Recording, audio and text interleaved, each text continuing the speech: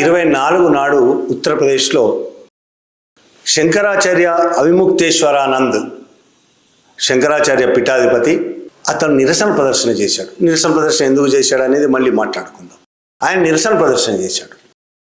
నిరసన ప్రదర్శన ఆ ఒక్కరోజు చేయలేదు, 2-3 రోజులుగా సాగుతుంది. ఇవాళకి సాగుతుంది ఆయన నిరసన ప్రదర్శన. నిన్న రిపబ్లిక్ డే రోజు కూడా ఆయన నిరసన ప్రదర్శన సాగింది. ఆయన మంచినీళ్ళు కూడా ముట్టుకోకుండా, అన్నం ముట్టుకోకుండా, ఆహారం లేకుండా ఆయన నిరసన ప్రదర్శన చేస్తున్నాడు.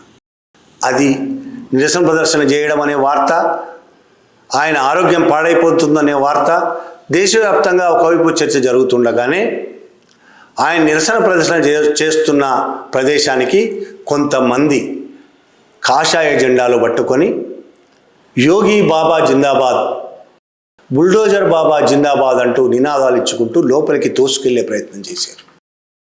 శంకరాచార్యుడు చేస్తున్న నిరసనను పాడు చేయడానికి, నిరసన మీద దాడి చేయడానికి ప్రయత్నించారు కొంతమంది వ్యక్తులు.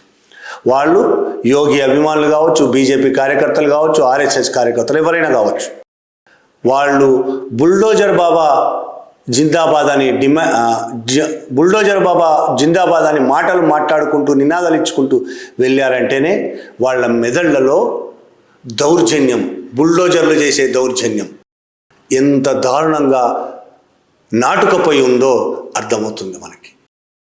ప్రజల మీద, వాళ్ళను వ్యతిరేకించే వాళ్ళ మీద, వాళ్ళకు వ్యతిరేకంగా ప్రశ్నించే వాళ్ళ మీద దౌర్జన్యం చేయడానికి దేనికైనా సిద్ధం అనే మనస్తత్వం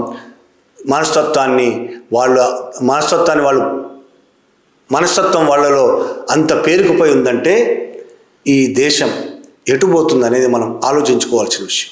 ఒకవైపు భారతదేశంలో హిందూ రాజ్యాన్ని స్థాపిస్తామని బీజేపీ చెప్తోంది. ఆర్ఎస్ఎస్ ఆ ప్రయత్నంలోనూ 100 ఏళ్లుగా ఉంది. 2047లో వాళ్ళ టార్గెట్, 2047లో వాళ్ళు హిందూ రాజ్యం, భారతదేశంలో హిందూ దేశంగా చేస్తారు భారతదేశాన్ని. దానికి కావలసిన రాజ్యాంగం కూడా వాళ్ళు ఆల్రెడీ రాసుకున్నారు. కుంభమేళాల్లో 2 కుంభమేళాల్లో 3 కుంభమేళాల్లోనే అది పూర్తి అయ్యింది రాజ్యాంగం.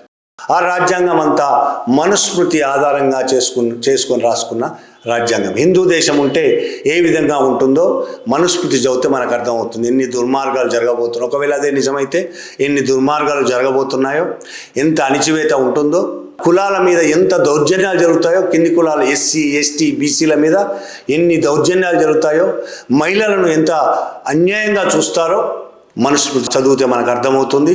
అదే 2047లో వాళ్ళు తేవాలనుకుంటున్న రాజ్యం.